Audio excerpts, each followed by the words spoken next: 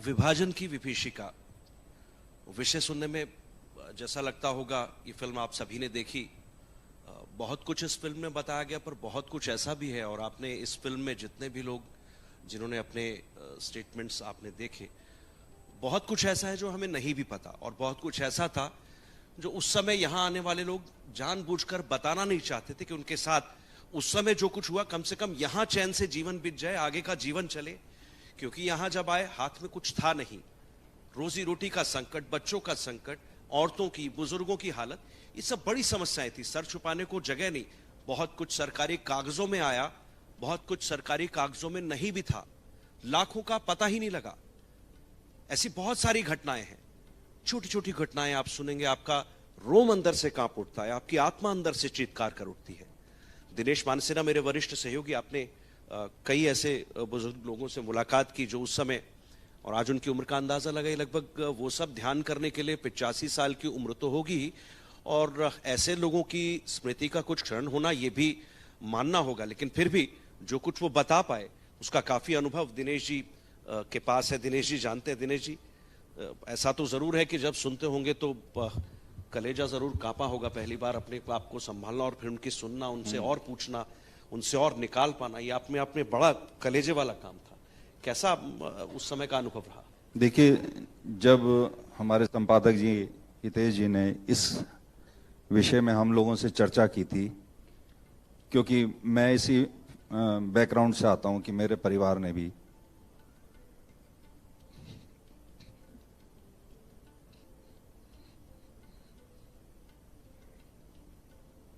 ये विभाजन झेला था, लेकिन हमने ये कोशिश की, क्योंकि ये ऐसे पतझड़ पीढ़ी थी जो समाप्त हो रही है, और इसकी सुनवाई कहीं नहीं हुई।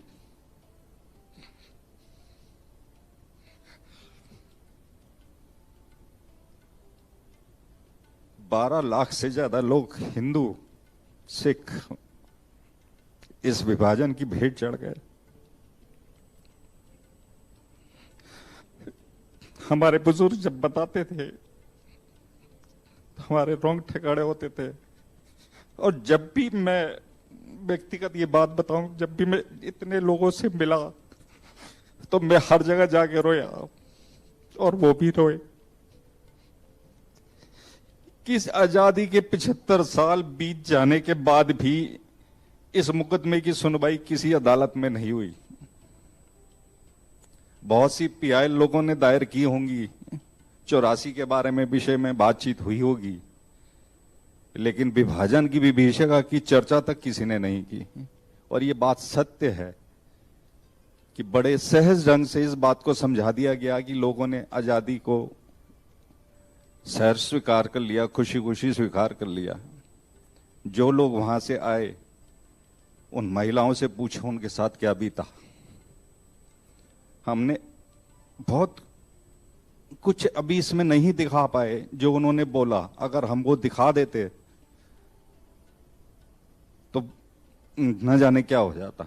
हमें ऐसे ऐसे लोग मिले जिन्होंने अपनी अपनी सात बच्चों के सर काट दिए, सिर्फ इसलिए कि वो लोग किस आतताइयों के हाथ, जिहादियों के हाथ नहीं पड़े। हमारी परिवार में भी ऐसा हुआ। मेरे पिताजी का भी इसमें उल्लेख है। पिताजी भी बता रहे हैं, जो ये कह रहे थे कि अगर संग ना होता हम जिंदा नहीं होते। तो इस दर्द को आज भी जब हम परिवार के साथ बैठते हैं, अभी हम लोगों ने जब ये कार्यक्रम हल्द्वानी में के नजदीक रुद्रपुर में, जहां बहुत बड़ी आबादी रहती है, जो विस्थापित हुई थी विभाजन के बाद, तो जब हमने वहां एक कार्यक्रम किया तो एक ही बात सबके मन में थी कि 75 साल बाद प्रधानमंत्री मोदी जी ने हम लोगों को याद किया। इस देश के किसी प्रधानमंत्री ने हम लोगों को याद किया। और आप भी उस फैमिली से, आप भी उस परिवार से हैं जिसने विस्थापितों का दर्द झेला। उस समय भी ऐसे हालात थे कि वहां पर अगर आप एक एक बुजुर्ग से बात करते ना, आपके रोंगटे खड़े हो जाते।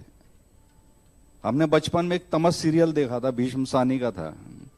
उस समय लोगों ने पता नहीं कितनी कितनी बातें करी, वो तो पार्ट था। हमने कश्मीर फाइल्स देखी, जिसकी एक जरा सी चर्चा हुई, एक छोटे से पार्ट की चर्चा हुई। लेकिन आप इस बात को महसूस करिए कि जब जिस विभाजन से 12 लाख से ज्यादा लोग कट गए, मर गए, उनका कहीं किसी इतिहास में, कहीं किसी उसमें जिक्र तक नहीं है। अगर 5 जन ने इसको उभारा है, इस जिक्र को उभारा है, लोगों के सामने रखा है, ये तो हमारा सौभाग्य था कि हम इसके पार्ट बन गए।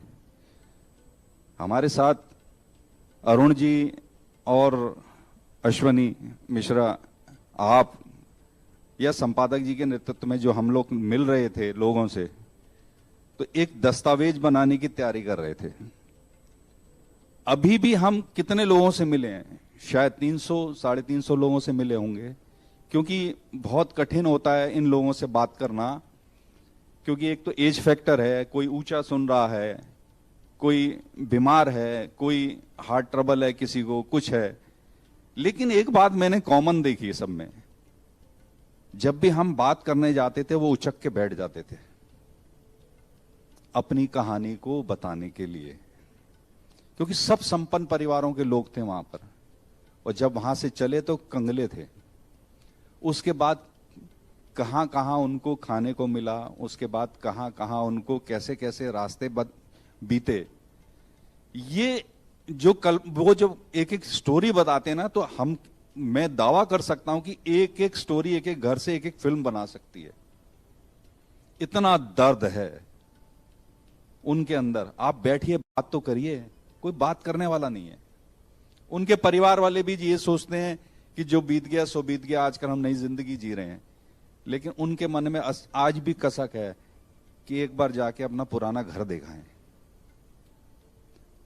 अगर उनके जीते जी ये कल्पना अगर साकार हो जाती तो शायद हम उससे बड़ी खुशी उन परिवारों को नहीं दे सकते। मैं भावुक हो गया, इसके लिए मैं क्षमा प्रार्थी हूं। दिनेश जी, आपने जो बताया वो बहुत इंपॉर्टेंट है, और मुझे लगता है कि ऐसी ऐसी कहानियां मैं बता सकता हूं। कुछ एक लोगों से मैं भी मिला, नोएडा के एक बहुत बड़े उद्योगपति हैं। उनका बयान था कि मेरे पिताजी शाह जी थे और मैं शहजादा सा, अपने पंजाबी में थोड़ा बोलते हैं, मैं शहजादा सा। तो दिन बदले थे किस तरह लोगों दी अखा बदलियां, वही सानू मारन आ गए, उन्होंने ही साडा घर घेर लिया सारा। आप उस इलाके के बड़े प्रभावशाली, और अमूमन वो स्थिति वहां पर थी। तो हर घर की एक कहानी। मैं सिर्फ इसलिए नहीं कह रहा कि आपका घर बार कारोबार छूटा, नहीं, आपका पूरा संसार छूट गया, आपकी पूरी मिट्टी छूट गई, आपकी जन्मभूमि छूटी, और आए अपने हिस्से के भारत में आए। यहां कईयों को कितना मिला नहीं मिला इसकी कोई गणना नहीं है। और फिर जब इस सब का विश्लेषण करने का समय आता है, तो क्या हमारे में से कई लोगों को यह लगता है कि 1947 में हुआ, जैसा एक बुजुर्ग ने फिल्म में कहा भी, कि वो दोबारा नहीं होगा। और यदि फिर ऐसा होता है, और एक बात हितेश जी ने भी कही कि उसका प्रतिकार कभी नहीं हुआ। ये ऐसी मानवीय इतिहास की इतनी बड़ी त्रासदी जिस पर कभी कोई चर्चा नहीं होती, कोई जांच की बात नहीं होती, कोई कोर्ट में कोई बात नहीं जाती। जो कुछ हुआ बस हुआ, जैसा हुआ उस समय थोड़ा बहुत दे दे करके बात खत्म, दबा दी गई।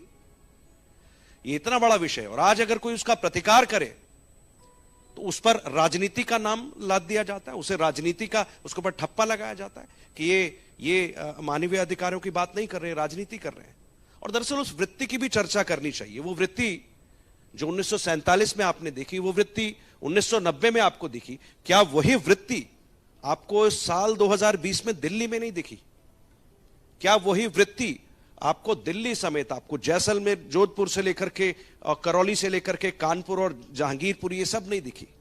अगर आपको लगता है कि 1947 की वो वृत्ति और आज की वृत्ति अलग है, बिल्कुल नहीं, गलत है। उसको समझना होगा। और हमारे बीच इस समय एक ऐसे ही विद्वान व्यक्ति, मेरे मित्र भी हैं, मेरे कॉलेज के मेरे सहयोगी भी रहे, कपिल मिश्रा। जब इन्होंने उसका प्रतिकार करने की कोशिश की, क्या कहा गया, और मुझे थोड़ा मुझे लगता है अंदर से मान भी है, शायद कपिल मिश्रा उस समय वो जानते थे कि वहां उत्तर पूर्वी दिल्ली में चल क्या रहा है, वही वृत्ति फिर से पनप रही है। उसकी परिणति क्या होगी 47, 90 या फिर वो जो हुई हमने देखी 58 लोगों की जान गई। कौन थे, कैसे थे, ये अलग बात है। मगर क्योंकि कपिल मिश्रा जी का वो क्षेत्र भी है, इसलिए दुनिया भले राजनीति कहे कि कपिल मिश्रा उस समय मेट्रो स्टेशन के नीचे आकर के डीसीपी के साथ कुछ भी कह रहे थे, उसको भले ही राजनीति का नाम दे, पर मैं दावे के साथ कह सकता हूं कपिल जी उस कष्ट को समझ भी रहे थे।